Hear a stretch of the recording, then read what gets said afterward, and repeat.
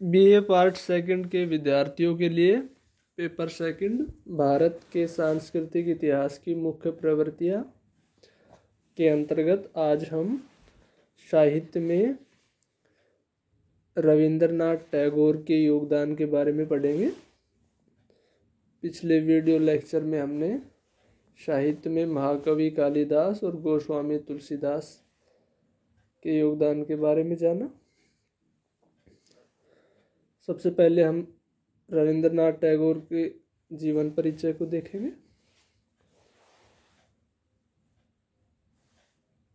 तो भारतीय साहित्य का लगभग एक शताब्दी तक प्रतिनिधित्व कर भारतीय सांस्कृतिक जागरण में महान योगदान देने वाले रविंद्रनाथ टैगोर का जन्म 6 मई 1861 ईस्वी में बंगाल के एक सुसंस्कृत परिवार में हुआ। इनके पिता का नाम देवेंद्रनाथ टैगोर और माता का नाम शारदा देवी था।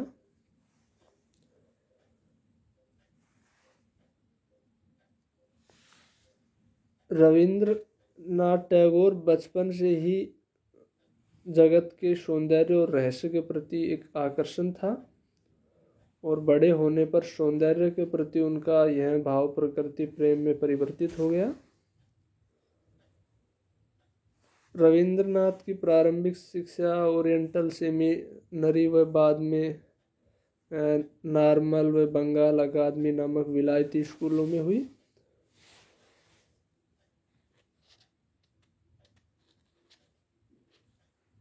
अठारह ईस्वी में ये अपने भाई सत्येंद्र नाथ के साथ इंग्लैंड गए, जहाँ लंदन विश्वविद्यालय में अंग्रेजी साहित्य का विशेष अध्ययन किया।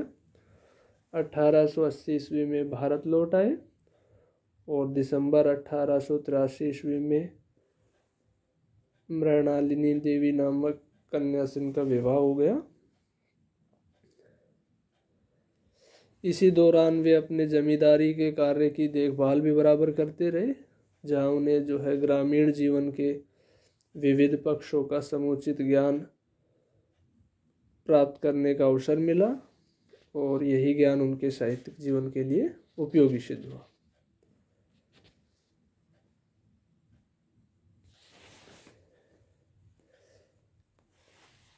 अब हम टैगोर के साहित्यिक विरासत के बारे में देखेंगे। रविंद्रनाथ टैगोर एक महान कवि, नाटककार, उपन्यासकार, कहानी लेखक, समालोचक और राष्ट्रीय लेखक थे। उनको अपनी कविताओं के लिए उपनिषद, संस्कृत काव्य साहित्य तथा प्राचीन एवं मध्यकालीन बंगला साहित्य के वैष्णव गीतों से विशेष प्रेरणा मिली। पाश्चात्य सभ्यता और संस्कृति से भी वो भली भांति परिचित थी। तो इन विविध प्रेरणाओं के कारण उनका साहित्य जो है अत्यंत ही समृद्ध बन गया।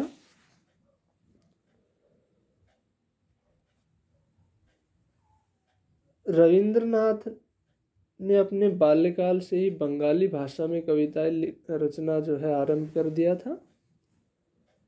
उन्होंने काव्य, उपन्यास, नाटक, कहानियां, निबंध आदि सभी पर अपनी लेखनी चलाई।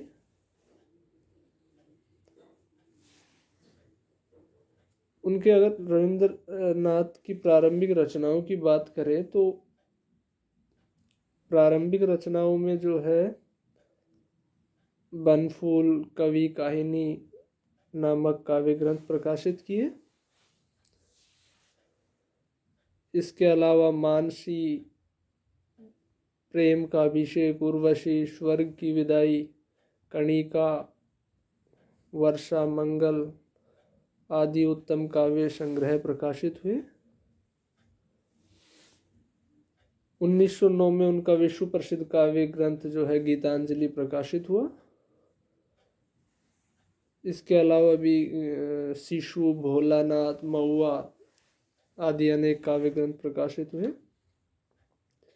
वास्तव में जो है रविंद्र का काव्य साहित्य विशाल है, जिसमें भारतीय धर्म, दर्शन, संस्कृति की जो है त्रिवेणी का अनुपम संगम हुआ है। इसी प्रकार जो है पद की तरह गद्य रचना भी रविंद्रनाथ ने बाल्यकाल से आरंभ कर दी थी। उन्होंने अनेक नाटक, धार्मिक जीवन, राष्ट्रीय समस्याओं तथा मानव जीवन के विविध पक्षों पर अपनी भावनाओं को अभिव्यक्त किया। उनके जहाँ तक नाटकों की बात है तो उनमें प्रमुख है विसर्जन, डाकघर, राजा और रानी, कर्णकुंती, चित्रांगदा आदि प्रमुख है। मानव जीवन पर ऋतुओं के प्रभाव और प्रतिक्रिया के अंतर्गत उन्होंने जो है शरदोत्सव, अचलायतन, फाल्गुनी आदि नाटक भी लिखे। रविंद्रनाथ ने अनेक उपन्यास भी लिखे। उनके उपन्यासों में करुणा, गोरा, घरे बायरे, ठाकुरानी का हार, राजर्षि आदि उनके प्रसिद्ध उपन्यास है। जो है घरे बायरे नामक उपन्यास में राष्ट्रीय भावनाओं का बहुत ही सुंदर चित्रण हुआ है। और इनका जो सबसे विख्यात उपन्यास गोरा है, जिसकी गणना न केवल बांग्ला साहित्य में बल्कि जो है समस्त भारतीय साहित्य में श्रेष्ठतम उपन्यासों में की जाती है।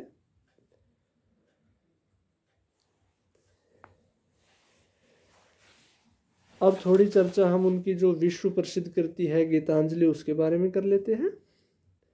तो गुरुदेव जो है रविंद्रनाथ टैगोर का सर्वाधिक प्रसिद्ध काव्य ग्रंथ गीतांजलि है, जिसका प्रकाशन 1909 ईस्वी में हुआ था। प्रारंभ में रविंद्र ने इसे बांग्ला भाषा में लिखा और बाद में इसका अंग्रेजी अनुवाद प्रकाशित किया। और इस छोटी सी काव्य रचना ने कवि को विश्व विख्यात कर दिया। और 1913 ईस्वी में जब वो यूरोप के दौरे से लौटकर आए तब उन्हें यह सुखद समाचार मिलकर प्रसन्नता हुई कि उन्हें जो है गीतांजलि पर विश्व प्रसिद्ध नोबेल पुरस्कार प्रदान किया है। इसमें कवि के जो है आध्यात्मिक भाव उत्तम रूप से मुखरित हुए हैं तथा रहस्यवादी कल्पना की सुंदर अभिव्यक्ति इसमें देखने को मिलती है। इसमें जो है चित्र, संगीत और भाव की समान रूप से प्रधानता दिखाई देती है। इसमें भाव चित्रों की अद्भुत सजीवता, कवि की संवेदनाओं की गहराई के दर्शन होते हैं। टैगोर के विभिन्न क्षेत्रों में विचारों को अगर हम विचारों की बात करें तो गुरुदेव रविंद्रनाथ टैगोर की साहित्य साधना से भारतीय धर्म, दर्शन और संस्कृति की त्रिवेणी प्रवाहित होती है। धर्म और दर्शन पर उनके दिए गए उनके भाषणों में भारत का प्राचीन ज्ञान जो है वो व्यक्त हुआ है।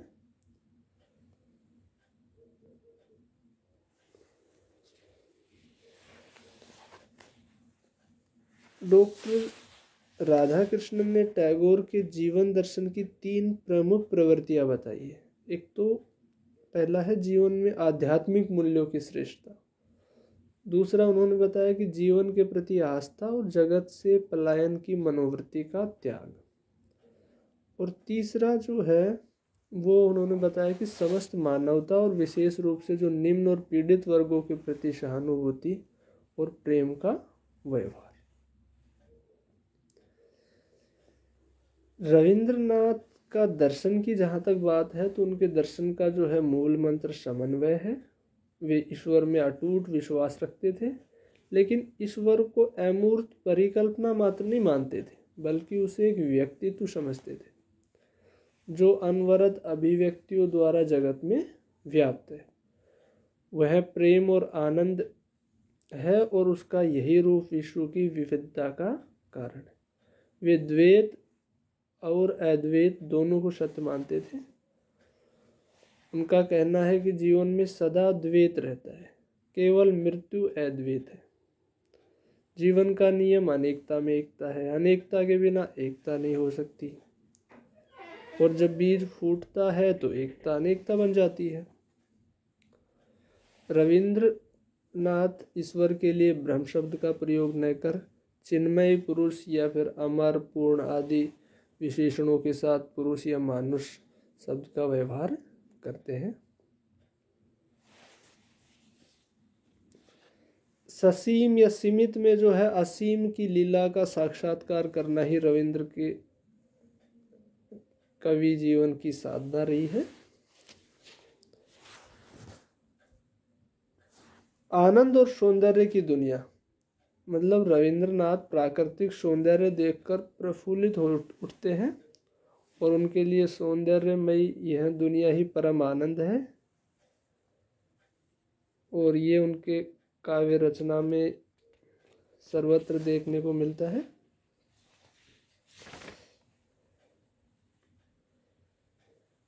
इसके अलावा उन आध्यात्मिक मूल्यों की श्रेष्ठता जो है वो गुरुदेव का इनमें अटूट विश्वास था। उनका कहना था कि सभ्यता का जो सच्चा मापदंड धन और सत्ता नहीं बल्कि आध्यात्मिक गौरव है। और मानव के धर्म पर दिए गए भाषण में उन्होंने कहा है कि धन, सत्ता और बौद्धिक योग्यता ही जीवन का लक्ष्य नहीं है, बल्कि श्रेष्ठ जीवन के लिए आध्यात्मिक साधना आवश्यक है। और धर्म का लक्ष्य जो है आत्मा की सत्य, शिव और सुंदर से एकता स्थापित करना बताया है।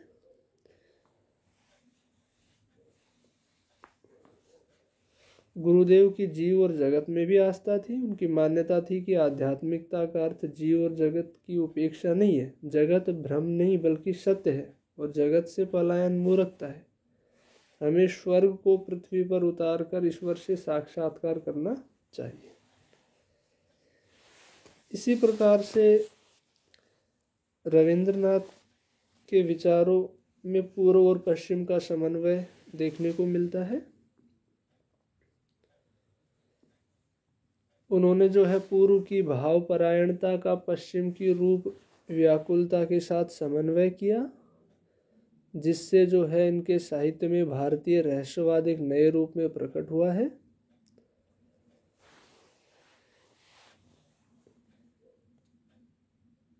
इनके जो रहस्यवाद की प्रमुख विशेषता ही रूप और भाव का समन्वय है। उनके साहित्य में भारतीय आध्यात्मवाद और पश्चिम के भोगवाद का समन्वय दिखाई देता है। रविंद्र प्राचीन भारतीय ज्ञान और आदर्शों को जीवित रखना चाहते थे, किंतु साथ ही आधुनिक जो है प्रगतिवाद को भी ग्रहण करने के इच्छुक थे।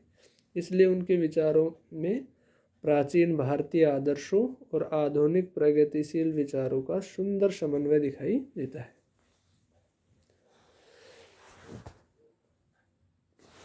इसके अलावा गुरुदेव रविंद्रनाथ टैगोर ने समाज में पारस्परिक प्रेम, सामंजस्य और सहानुभूति को प्रोत्साहित करने पर जोर दिया। मतलब भारतीय समाज के पुनर्निर्माण की बात उन्होंने कही। उनका कहना था कि प्रेम और सहानुभूति जो है सामाजिक प्राणी की सर्वोत्तम गुण है, जिनका अधिकाधिक विकास किया जाना चाहिए। और सामाजिक विकास के लिए स्वतंत्रता की आवश्यकता है, क्योंकि मानव समाज का विकास तभी संभव है जब समाज के सभी सदस्य स्वतंत्र हो। गुरुदेव ने समाज में जो है प्रचलित अंधविश्वास और अज्ञानता पर भी प्रहार किया।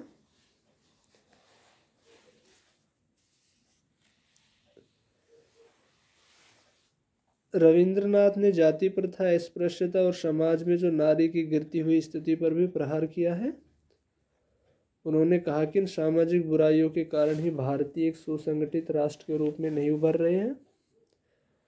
दरिद्र, किसानों, मजदूरों, इनके प्रति उनमें सहानुभूति के भाव थे। और भारतीय समाज में जो स्त्रियों की दुर्दशा को देखकर वे बड़े दुखी थे।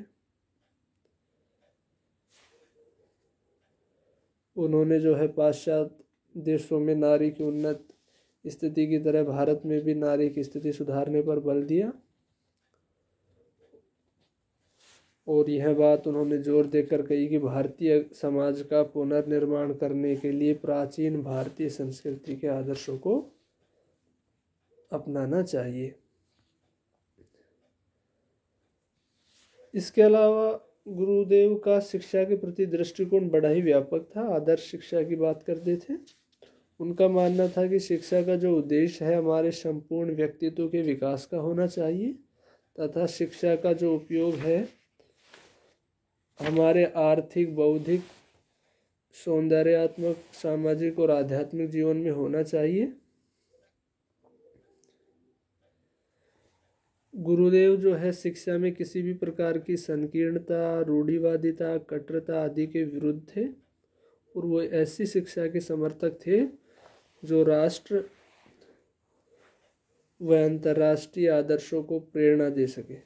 और उन्होंने इसी उद्देश्य के लिए जो है विश्व भारती नामक संस्था की स्थापना की थी, जो आगे चलकर जो है एक विश्वविद्यालय के रूप में परिणत हो गई और जो आज भी भारत की विभिन्न संस्कृतियों का जो संगम स्थल बनी हुई है।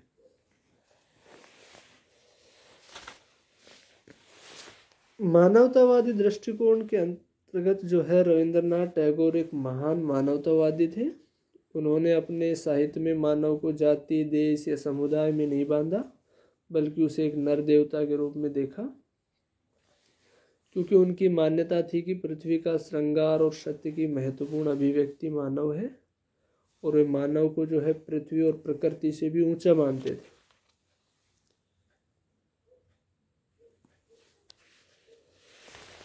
रविंद्रनाथ ने अपने साहित्य में मानव धर्म को जगाने की चेष्टा की और रविंद्र के अनुसार किसी भी मनुष्य को नीच या पतित समझना, उससे घृणा करना, स्वयं भगवान का अपमान करना है।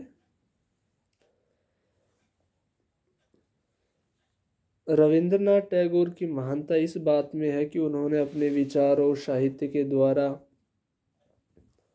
हमारी दृष्टि को व्यापक, हृदय को उदार, प्रेम तथा भ्रातृत्व एवं सहयोग के भाव को विकसित किया।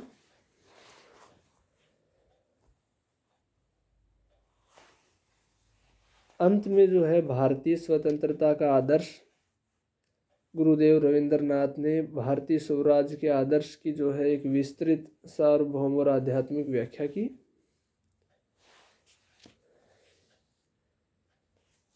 वास्तव में जो है गुरुदेव रविंद्रनाथ टैगोर भारत के उन महान पुरुषों में थे जिन्होंने देश की साहित्य और सांस्कृतिक जागरण में महान योगदान दिया।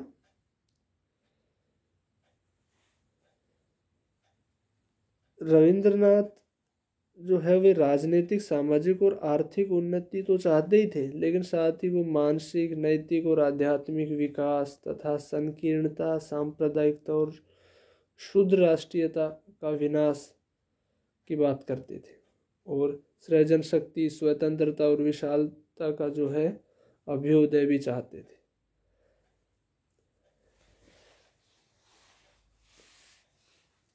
अंत में जो है हम यही कह सकते हैं कि उन्होंने अपनी रचनाओं में भारतीय धर्म, दर्शन और संस्कृति पर बल देते हुए जो है भारत की सामाजिक रूढ़िवादिता पर करारा व्यंग किया। वे एक कवि थे और अव्वल दर्जे के साहित्यकार थे।